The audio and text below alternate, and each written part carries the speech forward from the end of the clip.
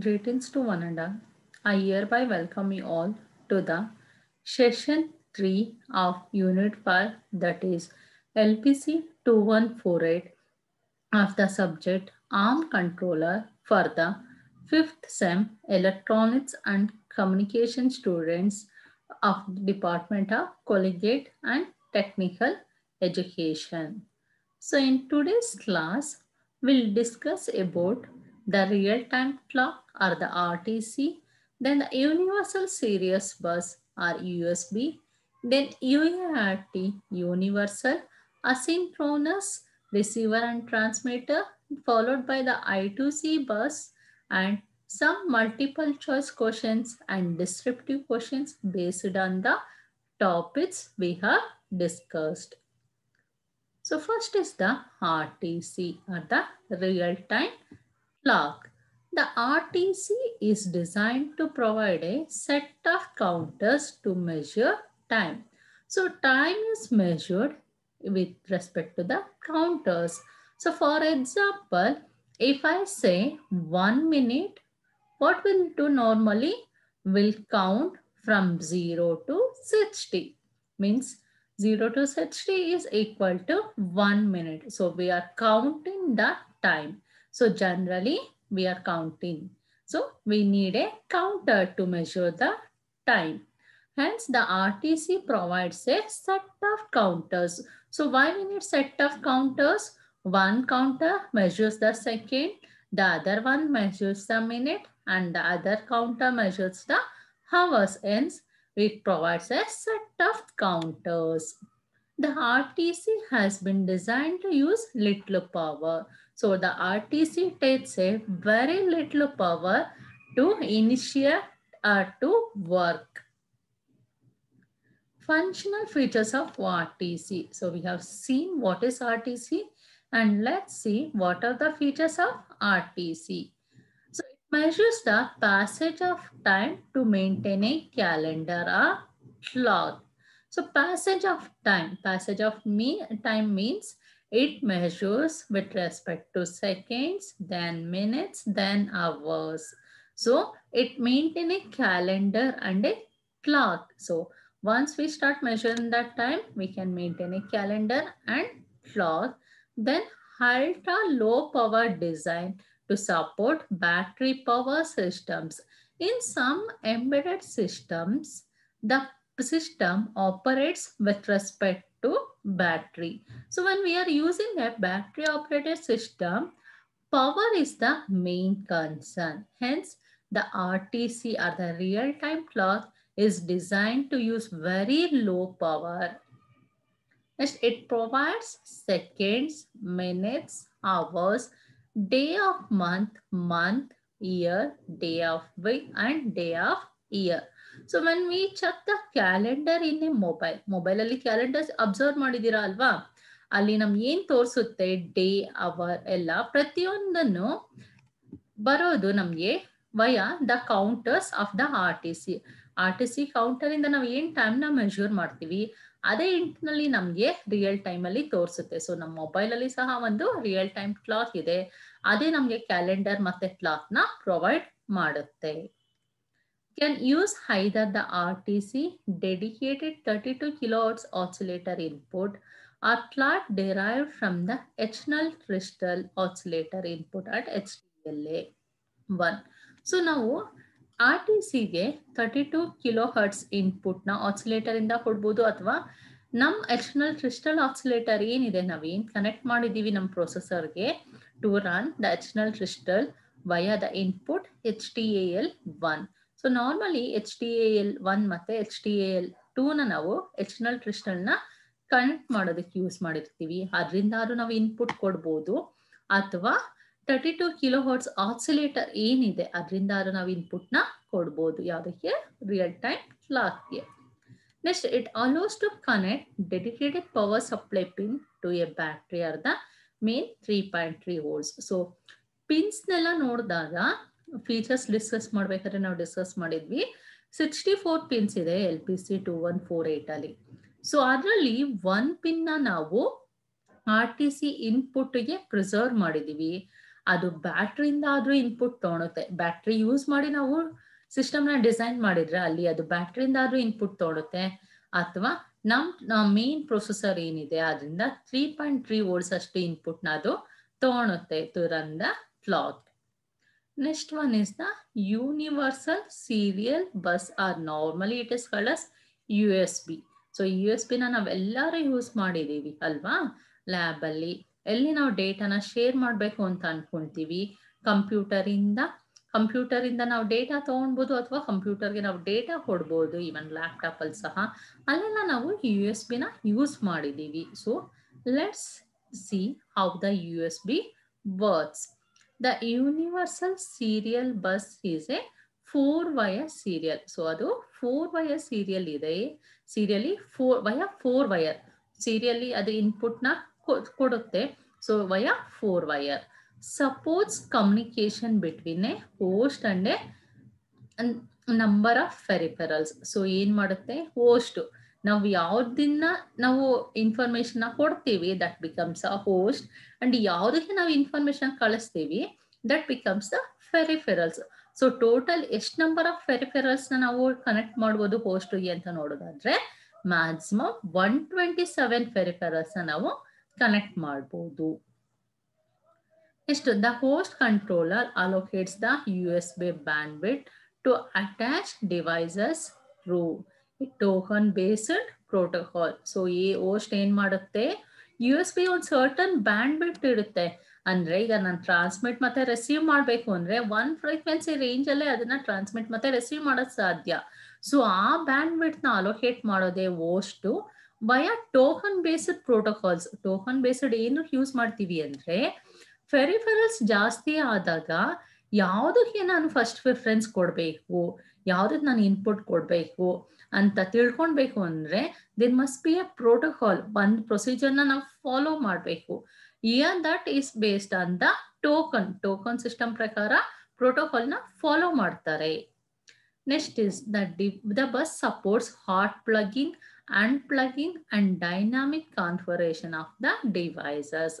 Hot plugging ಅಂದ್ರೆ ಈಗ ನಾವು USB ನ ಕನೆಕ್ಟ್ ಮಾಡ್ತೀವಿ, USB ಡ್ರೈವ್ ನ ಕನೆಕ್ಟ್ ಮಾಡಿದ ತಕ್ಷಣ ಇಟ್ ಶೋಸ್ ಅಲ್ವಾ, ಪಾಪ ಆಗುತ್ತೆ ಒಂದು ಮೆಸೇಜು ಡಿವೈಸ್ ಡ್ರೈವರ್ ಇಂದ. So that is hot plugging. Hand plugging remove ಮಾಡ್ತೀವಿ ಅದನ್ನ, ಮತ್ತೆ ಡೈನಾಮಿಕ್ ಕಾನ್ಫಿಗರೇಷನ್, ಅದ್ರ ಕಾನ್ಫಿಗರೇಷನ್ಸ್ ಏನಿದೆ ಅದನ್ನೆಲ್ಲ ಅದು ಆಟೋಮೆಟಿಕಲಿ ತೋರಿಸುತ್ತೆ. So bus is a connection. The wire ಏನ್ ಕನೆಕ್ಟ್ ಮಾಡ್ತೀವಿ ಅದನ್ನ ನಾವು ಬಸ್ ಅಂತ ಕರಿತೀವಿ. It must support the hot plugging, unplugging and dynamic configuration of the devices. All transactions are initiated by the host controller. ಯಾವ್ದು host ಇರುತ್ತೆ ಅದೇ ಎಲ್ಲ ಟ್ರಾನ್ಸಾಕ್ಷನ್ಸ್ ನ ಇನಿಷಿಯೇಟ್ ಮಾಡುತ್ತೆ. ಅಂದ್ರೆ ಫಸ್ಟ್ ಟ್ರಾನ್ಸಾಕ್ಷನ್ ಸ್ಟಾರ್ಟ್ ಆಗೋದೆ ಹೋಸ್ಟ್ ಇಂದ.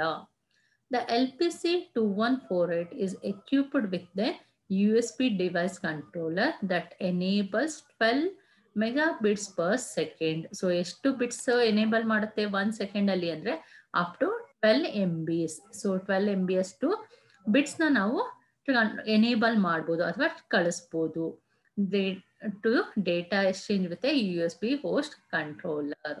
The serial interface engine decodes the USB data stream and writes data to the appropriate endpoint buffer memory. Next, the status of a completed USB transfer or error condition is indicated via status registers. So, ಒಂದ್ಸತಿ ನಾವು connect ಮಾಡಿದಾಗ error ಬರೋ chances ಇರುತ್ತೆ. ಅಂದ್ರೆ connection ಸರಿ ಹೋಗ್ಲಿಲ್ಲ ಅಂದ್ರೆ ಆ ಪರ್ಟಿಕ್ಯುಲರ್ ಏನ್ ಬ್ಯಾಂಡ್ವಿಡ್ತ್ ಮ್ಯಾಚ್ ಆಗ್ಲಿಲ್ಲ ಅಂದ್ರೆ, ಸೊ ಅದು ಆ ಎರರ್ ಏನ್ ನಮಗೆ ಡಿಸ್ಪ್ಲೇ ಆಗುತ್ತೆ ಅದು ವಯಾ ಸ್ಟೇಟಸ್ ರಿಜಿಸ್ಟರ್ಸ್ ಇಂದ. And interrupt is also generated if enable. So ಏನಾದ್ರು ಇಂಟ್ರಪ್ಟ್ ಬಂತು ಅಂದ್ರೆ ಅದನ್ನು ಅದು ಎನೇಬಲ್ ಮಾಡುತ್ತೆ. USB controller uses DMA to transfer data between an endpoint buffer and the USB RAM. So USB controller ಏನ್ ಮಾಡುತ್ತೆ, DMA ಟೆಕ್ನಾಲಜಿನ ಯೂಸ್ ಮಾಡ್ಕೊಳ್ಳುತ್ತೆ ಯಾವುದಕ್ಕೆ, to transfer data between the end point of buffer and the USB RAM. So this is about the USB. Next functional features. ಏನೇನು additional features ಇದೆ ಅಂದ್ರೆ with respect to function ಏನೇನು features ಇದೆ USB ನಲ್ಲಿ ಅಂತ ನೋಡೋದಾದ್ರೆ, It is compatible with USB 2.0 full speed specifications ಇದೆ ಅಂದ್ರೆ ಇದು USB 2.0 ಅಂತ.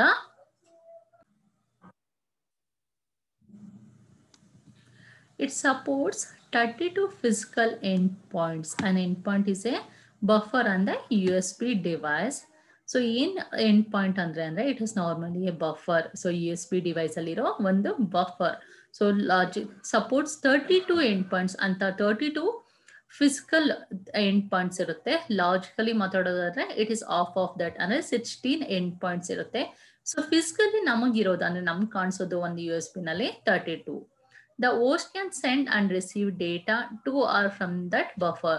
So suppose ಇದನ್ನ USB ನಲ್ಲಿ ಇಲ್ಲಿ ನೋಡೋದಾದ್ರೆ ಫಿಸಿಕಲ್ ಇದರೊಳಗಡೆ 32 ಎಂಡ್ ಪಾಯಿಂಟ್ಸ್ ಇರುತ್ತೆ, ಬಟ್ ಲಾಜಿಕಲಿ 16 ಇರುತ್ತೆ.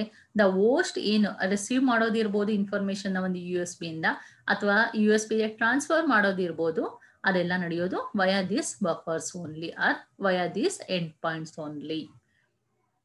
Supports control bulk interrupt and asynchronous endpoints.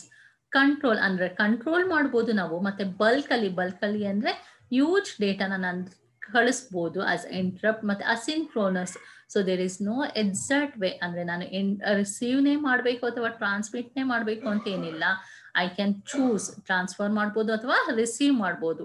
So ಅದು ಎಲ್ಲ ತರ ಸೆಟ್ ಇದನ್ನು ಎಂಡ್ ಪಾಯಿಂಟ್ಸ್ ಸಪೋರ್ಟ್ ಮಾಡುತ್ತೆ.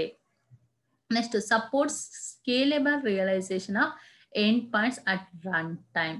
ಸೊ ನಾವು USB ನ ರನ್ ಮಾಡ್ತಾ ಇದ್ದಾಗ ಅದ್ರ ಕೆಪಾಸಿಟಿ ಏನಿದೆ ಅನ್ನೋದನ್ನು ಅದು ಸಪೋರ್ಟ್ ಮಾಡುತ್ತೆ. Can configure end point maximum packet size selection at run time. So ಏನ್ ಮ್ಯಾಕ್ಸಿಮಮ್ ಸೈಜ್ ಇದೆ USB ಇದು ಅದನ್ನು ಸಹ ನಾವು ಕಾನ್ಫಿಗರ್ ಮಾಡ್ಬೋದು. Next, supports RAM message buffer size based on the endpoint realization and maximum packet size. Supports software control connection and good link LED indicator. These two functions are sharing one pin.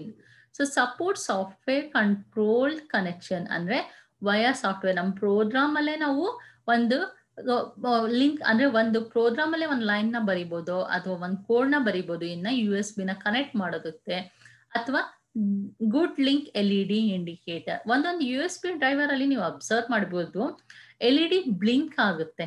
So ಒಂದೊಂದ್ರಲ್ಲಿ ಇರಲ್ಲ, ಒಂದೊಂದ್ರಲ್ಲಿ ಇರುತ್ತೆ.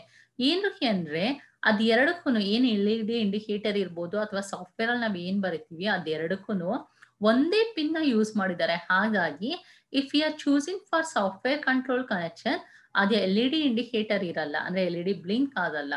So ಅದೆರಡನ್ನು ಅದು ಒಂದೇ pin use ಮಾಡಿರೋದ್ರಿಂದ either we may see the LED indicator or the software control connection. So software control ಇಂದ via program ಅನ್ನ control ಮಾಡ್ಬೋದು, ಅಥವಾ LED ಬ್ಲಿಂಕ್ ಆದ್ರೆ ಅಂದ್ರೆ ಏನ್ ಆಟೋಮೆಟಿಕ್ ಕನೆಕ್ಷನ್ಸ್ ಆಗಿದೆ ಅನ್ನೋದನ್ನ ಅದು LED ಇಂಡಿಕೇಟ್ ಮಾಡುತ್ತೆ. That is all about the USB. Next one is the UART, Universal Asynchronous Receiver and Transmitter. So UART, as we have seen in the features, that the LPC2148 has two UARTs in addition to standard transmit and receive lines. The LPC2148 UART also provides full modem control handshake interface. UARTs in LPC2148 introduces a fractional baud rate generator for both UARTs. So UARTs erediде normally, enabling these microcontrollers to achieve standard baud rates such as 115200 with any crystal frequency above 2 megahertz. So baud rate ಎಲ್ಲಿವರೆಗೂ ಬರುತ್ತೆ maximum ಅಂದ್ರೆ 115200. ಯಾವ್ದ್ರಿಂದ ಯಾವುದೇ crystal frequency ಅದ್ರ frequency ಎಷ್ಟು ಇರಬೇಕು, above 2 megahertz ಇದ್ರೆ ಅವಾಗ ನಮಗೆ ಸ್ಟ್ಯಾಂಡರ್ಡ್ ಬಾಡ್ ರೇಟ್ ನ ಮ್ಯಾಕ್ಸಿಮಮ್ ಅಚೀವ್ ಮಾಡಕ್ಕೆ ಸಾಧ್ಯ ಇದೆ. In addition, auto CTS and RTS flow control functions are fully implemented in hardware. So ಇದ್ರ ಜೊತೆ ನಾವು ಆಟೋಮೆಟಿಕ್ CTS ಅಂದ್ರೆ ಕಂಟ್ರೋಲ್ ಮತ್ತೆ ರಿಸೀವ್ ಮಾಡೋ ಫ್ಲೋ ಕಂಟ್ರೋಲ್ ಫಂಕ್ಷನ್ಸ್ ನ ಸಹ ಹಾರ್ಡ್ವೇರ್ ಅಲ್ಲಿ ಇಂಪ್ಲಿಮೆಂಟ್ ಮಾಡೋದಕ್ಕೆ ಸಾಧ್ಯ ಇದೆ. Functional features of UART 16 byte receive ಮತ್ತು transmit first in first out. So ಯಾವ ರೀತಿ ಅದು ರಿಸೀವ್ ಮತ್ತು ಟ್ರಾನ್ಸ್ಮಿಟ್ ಮಾಡುತ್ತೆ ಅಂದರೆ 16 ಬೈಟ್ಸ್ನ ಯಾವ ಕಾನ್ಸೆಪ್ಟಲ್ಲಿ ಫಸ್ಟ್ ಇನ್ ಫಸ್ಟ್ ಔಟ್, ಯಾವುದು ಫಸ್ಟ್ ಬಂದಿರುತ್ತೆ ಅದೇ ಫಸ್ಟು ಔಟ್ ಆಗುತ್ತೆ. Register locations confirm to 16C550 industry standard. So register locations ನಾವೇನು ಸೇವ್ ಮಾಡ್ತೀವಿ ರಿಜಿಸ್ಟರ್ಸ್ನ ಒಂದು ಮೆಮೊರಿ ಲೊಕೇಶನಲ್ಲಿ, ಅದು ಒಂದು ಇಂಡಸ್ಟ್ರಿ ಸ್ಟ್ಯಾಂಡರ್ಡ್ಸ್ನ ಫಾಲೋ ಮಾಡುತ್ತೆ. ಆ ಇಂಡಸ್ಟ್ರಿ ಸ್ಟ್ಯಾಂಡರ್ಡ್ ಯಾವುದು ಅಂದರೆ 16C550. Receiver FIFO trigger points at 1, 4, 8 ಮತ್ತು 14 ಬೈಟ್ಸ್. ಸೊ 16 ಬೈಟ್ಸ್ ಅಲ್ಲಿ ಫಸ್ಟ್ ಬೈಟ್ 4 to 8 and 14 ಬೈಟ್ಸ್ನ ನಾವು FIFO ಅಂದರೆ first in first out trigger points ಆಗಿ ಯೂಸ್ ಮಾಡ್ತೀವಿ. Built-in fractional baud rate generator with auto bauding capabilities. So built-in fractional ಅಂದ್ರೆ ಅದು design ಮಾಡಿದ್ರೆ ಅದಕ್ಕೆ ಪರ್ಟಿಕ್ಯುಲರ್ ಬಾಡ್ ರೇಟ್ನ ಫಿಕ್ಸ್ ಮಾಡಿರ್ತಾರೆ with auto bauding capabilities. Transmission FIFO controller enables in implementation of software. So ಟ್ರಾನ್ಸ್ಮಿಷನ್ನ ನಾವು ಯಾವ ಥರ ಕಂಟ್ರೋಲ್ ಮಾಡ್ತೀವಿ ಅಂದರೆ ಯೂಸ್ ಇನ್ ಸಾಫ್ಟ್ವೇರ್ ಅಂದರೆ ಪ್ರೋಗ್ರಾಮಲ್ಲಿ ಬರೆದ್ಬಿಟ್ಟು ಯಾವ ರೀತಿ ಅಂದರೆ ಟ್ರಾನ್ಸ್ಮಿಷನ್ ಮಾಡಬೇಕು ಅಂತಂದಾಗ ಎಟ್ಸಾನ್ ಅಂತ ಕೋಡ್ ಕೊಡ್ತೀವಿ. ಟ್ರಾನ್ಸ್ಮಿಷನ್ನ ಸ್ಟಾಪ್ ಮಾಡಬೇಕು ಅಂತ its represents a transmit on and transmit off. Flow control on both UARTs. So ಏನು ನಾವು ಟ್ರಾನ್ಸ್ಮಿಟ್ ಮಾಡ್ತೀವಿ ರಿಸೀವ್ ಮಾಡ್ತೀವಿ ಆ ಫ್ಲೋನ ನಾವು ಕಂಟ್ರೋಲ್ ಮಾಡ್ಬೋದು. Standard modem interface signals included with flow controls fully supported in hardware. So ನಾವು ಫುಲ್ಲಿ ಸಪೋರ್ಟ್ ಮಾಡುತ್ತೆ hardware ಅಲ್ಲಿ. ಬಟ್ 2 UART ನಲ್ಲಿ ಒಂದು UART ಮಾತ್ರ ಅದನ್ನ ಅಳವಡಿಸ್ಕೊಂಡಿದೆ. ಯಾವುದದು ಅಂದರೆ UART 1. That is all about UART. Next one is I2C bus. I2C. So I2C ಅಂದಿದ ತಕ್ಷಣನೇ it is nothing but inter integrated circuit. ನಮ್ಮ IC ಒಳಗಡೆ ಏನೇನು ಕನೆಕ್ಷನ್ಸ್ ಹೋಗುತ್ತೆ that is the inter integrated ಅಂದರೆ ಒಳಗಡೆ ಇರೋವಂಥ circuit. Inter integrated circuit is A serial protocol for 2-wire interface to connect low speed devices. So ಇದೇನು usually serially connection ಅಂದರೆ serially data transfer ಮಾಡುತ್ತೆ.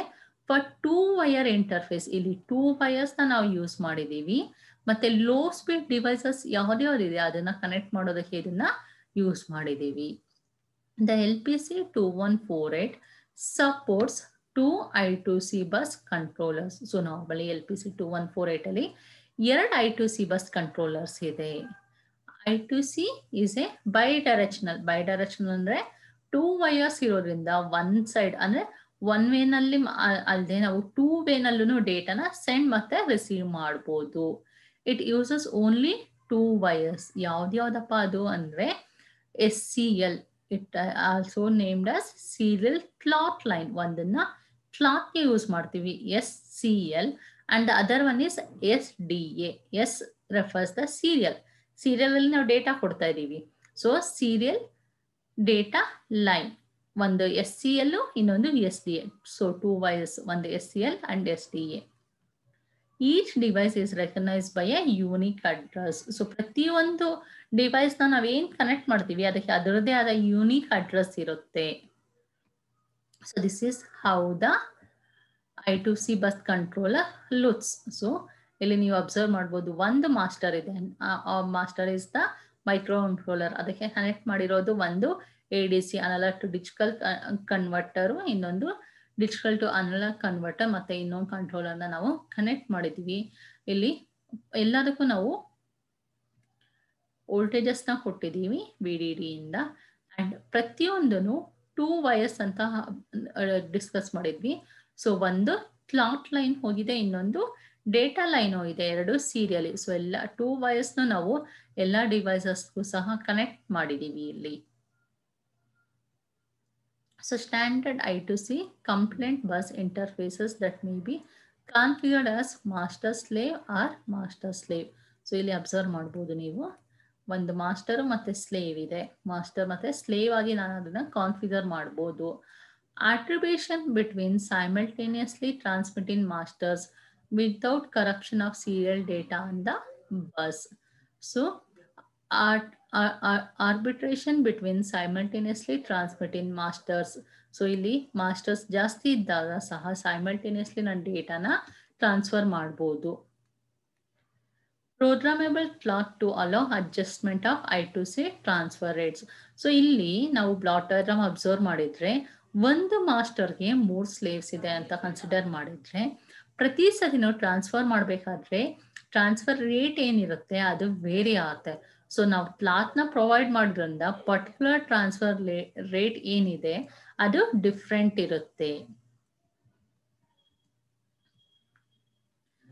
Bidirectional data transfer between master and slave.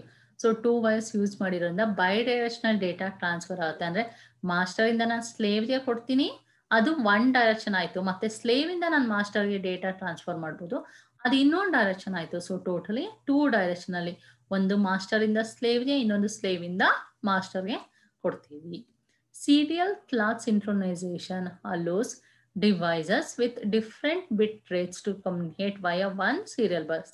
ಒಂದೇ serial bus ಇರುತ್ತೆ, but different bit rates ಅಲ್ಲಿ ನಾನು ಡೇಟಾನ transmit ಮತ್ತೆ receive ಮಾಡ್ಬೋದು.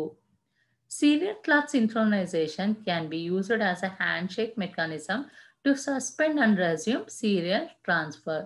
ಸೊ ಸೀರಿಯಲ್ ಕ್ಲಾಕ್ ಸಿಂಕ್ರೊನೈಸ್ ಆದಾಗ ಏನಾಗುತ್ತೆ, ನನಗೆ ನಾನು ಒಂದರಿಂದ ಹೆಚ್ಚು ಟ್ರಾನ್ಸ್ಫರ್ನ ಮಾಡ್ಬೋದು. The I2C bus may be used for test and diagnosis purposes.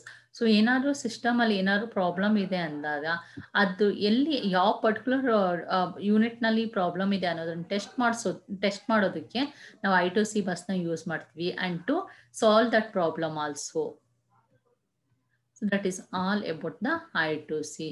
So in today's class we have discussed the real-time clock, then the UART, I2C and USB. So 4 topics we have covered in today's class. So there will be some multiple choice questions based on the topics. So first one is USB 2.0 full speed compliant device controller with dash of endpoint RAM. ಎಷ್ಟು ರ್ಯಾಮ್ನ ತಗೊಳುತ್ತೆ ಅಂತ ಹೇಳಿದ್ದಾರೆ USB 2.0. So the options are 6 KB, 4 KB, 2 KB and 8 KB. 6, 4, 2, 8. So ಇಷ್ಟರಲ್ಲಿ ಎಷ್ಟು end points RAM ತಗೊಳುತ್ತೆ ಅದು ಅಂತ ಹೇಳಿದ್ದಾರೆ. Let's check the answer. Answer is C, 2 KB.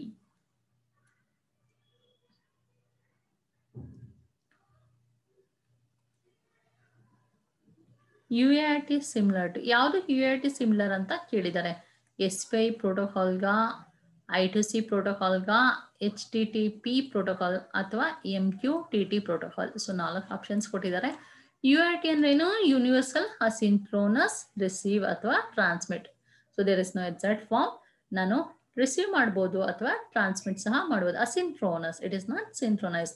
So ಅದು ಯಾವುದು ಸಿಮಿಲರ್ ಇದೆ ಈ 4ರಲ್ಲಿ?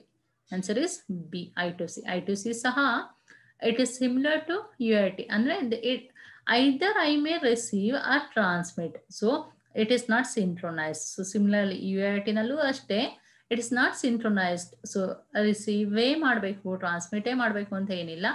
Either I may receive or I may transmit. So I2C is also similar to UART. Next question, what does UART contains? UART ನಲ್ಲಿ ಏನಿರುತ್ತೆ? Parallel registers ಇರುತ್ತಾ, shift registers ಇರುತ್ತಾ, clock ಇರುತ್ತಾ ಅಥವಾ ಪ್ಯಾರಲಲ್ ಶಿಫ್ಟ್ ರೆಜಿಸ್ಟರ್ಸ್ ಇರುತ್ತಾ? Actually ಏನಿರುತ್ತೆ UART ನಲ್ಲಿ ಅಂತ ಕೇಳಿದ್ದಾರೆ. Let's check the answer. Answer is B, shift registers ಇರುತ್ತೆ. So UART mainly consist of the shift registers. Communication in UART is ಏನು? Communication only simplex, only duplex, only full duplex, simplex, half duplex, full duplex. ಯಾವ ರೀತಿ communication ಇರುತ್ತೆ? Answer is D, duplex. ಯಾಕೆಂದ್ರೆ 2 ವೇನಲ್ಲೂ ಹಾಕ್ತಾ ಇರೋದ್ರಿಂದ it is ಡೂಪ್ಲೆಟ್ಸ್. Simple ಸಹ ಇರುತ್ತೆ, of ಡೂಪ್ಲೆಟ್ಸ್ ಇರುತ್ತೆ ಮತ್ತೆ ಫುಲ್ ಡೂಪ್ಲೆಟ್ಸ್. ಎಲ್ಲ ರೀತಿಯಾದ ಕಮ್ಯುನಿಕೇಶನ್ ನಾವು UART ನಲ್ಲಿ ನೋಡ್ತೀವಿ. Start bit of UART is logic high. ಇದು ನಿಜಾನ ಸುಳ್ಳ ಅಂತ ಹೇಳಿದ್ದಾರೆ. Answer is B, false. Start bit is not logic high. Two-wire interface is also called as very easy question. Two-wire interface is also called as UART, SPI, I2C, USART. What will be the answer for this? Answer is C. So two-wire and it is I2C. I2C will address large number of slave devices. So ಜಾಸ್ತಿ number ಸ್ಲೇವ್ಸ್ನ ನಾವು use ಮಾಡ್ತೀವಿ ಐ2ಸಿನಲ್ಲಿ ಅಂತ ಕೇಳಿದ್ದಾರೆ. Whether it is true or false. Answer is A, true. So ನಮ್ಮ block diagram ಅಲ್ಲೇ ನಾವು ನೋಡಿದ್ವಿ, ಒಂದು ಮಾಸ್ಟರ್ ಇತ್ತು ಮತ್ತೆ 3 ಸ್ಲೇವ್ ಇತ್ತು ಅಲ್ಲಿ. So it can address large number of slave devices. With respect to descriptive questions, the questions may appear as follows. So remember ಅಂದ್ರೆ list any 5 features of RTC. RTC ಏನಾದ್ರು 5 features ನ ಕೇಳ್ತಾರೆ. R UAT ಇದು 5 features, or I2C ಇದು 5 features ಏನಂತ ಬರಿಬೇಕಾಗುತ್ತೆ. So that is all about the today's session, and I wish to continue. I hereby concluding today's session, and I am thankful to one and all. Thank you one and all.